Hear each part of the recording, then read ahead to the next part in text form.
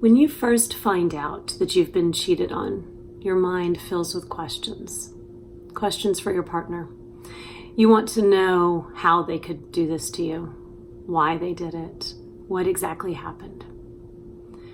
What I'm going to give you today, though, are 8 questions for you to ask yourself. The first is this: am I still breathing? Well, since you're watching this, I hope the answer to that is yes. And I know you're thinking that's such a minor thing, but it's not. Because if you're still breathing, there's still possibilities, there's still hope, there's still life for you after this event.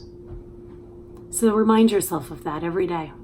Take a few moments just to feel those breaths, to appreciate those breaths, to welcome them in.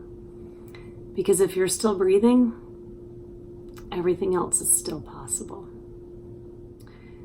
The next question for yourself is this: is there a person, a place, or an object that helps me feel safe or secure? For me, one of the things that I did is I went out and I bought this super soft, fuzzy blanket. It was such a silly thing, but yet it became my safety net. It was my cocoon during those moments when I didn't feel like I could trust another person, even those that had nothing at all to do with this. It doesn't really matter what this person, place, or object is, but find that thing that makes you feel grounded and hold it close. Along the same lines, make sure that you have somebody that you can talk to. Betrayal is one of those weird things where the cheater often seems to waltz away as though nothing had happened, and they don't seem to feel any remorse or guilt or embarrassment. Whereas those of us that have been cheated on often feel, a sense of shame. I can't even tell you how many people, both known and strangers, gave me some sort of line about, well, if you had only done X, Y, or Z, he wouldn't have cheated. Yeah, not quite. So make sure that you have somebody safe that you can open up to, somebody that you don't feel is going to be judgmental, but somebody that's just going to listen. Because right now, that's what you need. The third question I want you to ask yourself is this: what do I wish my spouse or partner could understand? And that's a hard one.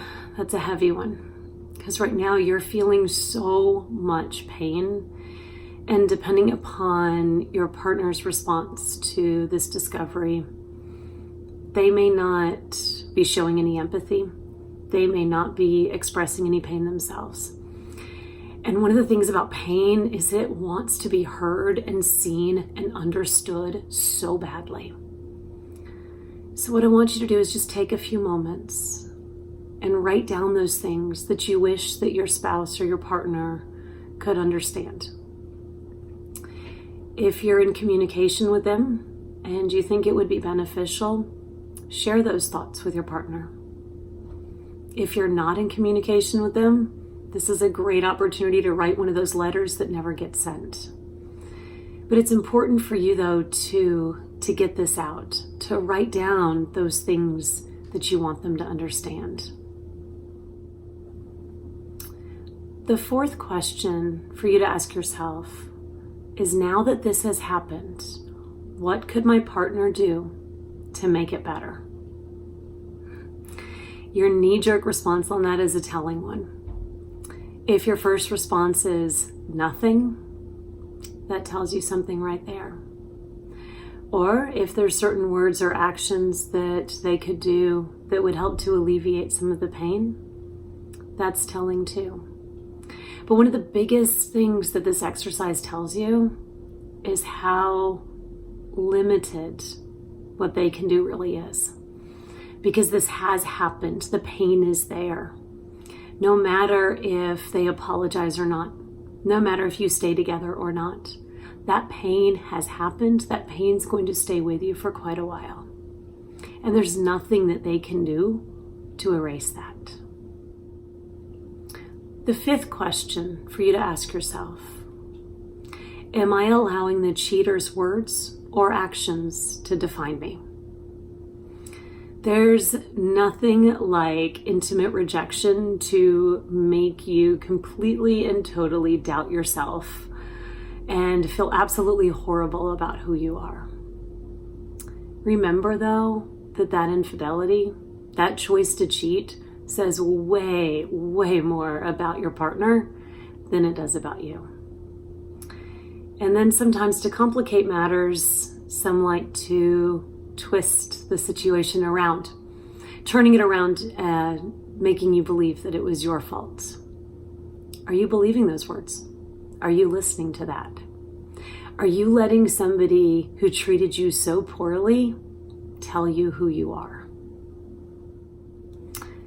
The sixth question for you to ask yourself: am I doing anything to make this worse?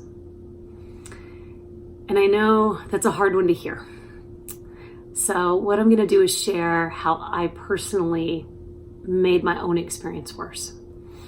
One, I obsessively Googled my ex and his other wife.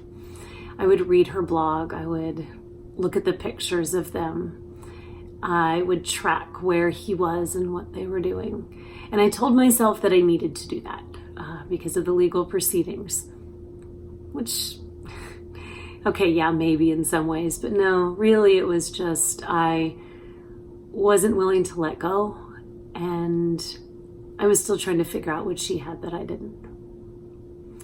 So that was one of the ways that I made it worse. But I also did something to make it better. I'd been a runner for several years by the time this happened, but I recommitted to running after the discovery of the infidelity and my ex leaving. So I signed up for a race. And putting all of that energy into the physical running and into that goal of completing that race was one of the best gifts that I could have given myself. Because the thing with infidelity is it has energy and anxiety associated with it. And you can choose where you want to put that. You can put it into social media stalking, or instead you can find a healthier outlet. I recommend the latter. The seventh question for you to ask yourself is, what do I want to do now? And along with that, do I have to make a decision immediately? Hopefully you don't. Hopefully you've got some time when you can just push pause and take some days, weeks, months, and think about what's going to happen now. But also, this is a time for you to brainstorm what you want your future to look like. You didn't have control over what's been happening to you the last months or years, however long the infidelity's been occurring. But you've got some agency now. What do you want to happen now? And then finally, the eighth question for you to ask yourself: how am I not going to let this experience dictate the rest of my life?